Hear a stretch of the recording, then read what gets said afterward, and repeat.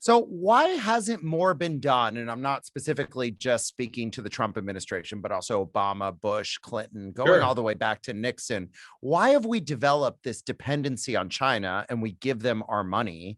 And we, until the Trump administration, admittedly, say what you want about the Trump administration, the tone on China was generally permissive. Like, here's our money, do whatever you want.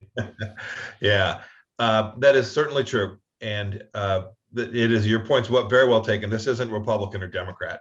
This was U.S. policy for since roughly 1972, when Nixon and Kissinger went to China, was that this was a developing country, and if we just engage with them more, they'll leave us alone. What stays in Beijing will stay in Beijing. And for 30 or 40 years, that might well have made sense, but for a couple of decades now, we should have known better. We could see them become exploitative. We could see them become expansionary. We could see them start to try to foist their way on us. And for a lot of reasons, most of them economic, right? We have a lot of folks making a lot of money there. Business is growing because of their connectivity to China. They have a market of 1.4 billion people, an important market for US businesses. For those reasons, we just turn the other cheek. We'd see them do something and we would give them an exception. And President Trump made clear that was enough. We've got to fix this. They stole tens of millions of American jobs by just literally stealing intellectual property from the United States. Some creative engineer, some talented writer, some person who was doing great coding, and they just come and steal it for themselves after we've invested our money. And then they build the product there and they dump it back on our country. This is crazy.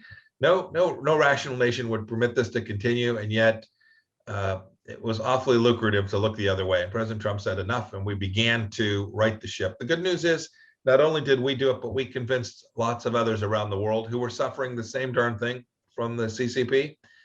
And they're all started down this path. The West, those of us who believe in like logic and thought and reason, right, and good governance.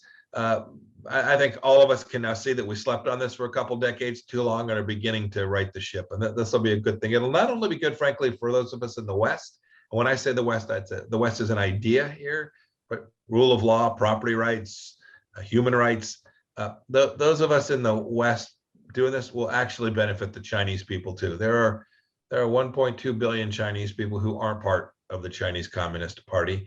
And we love them. We want them to be successful and prosperous too. And if we get this right, their lives will be better off as well.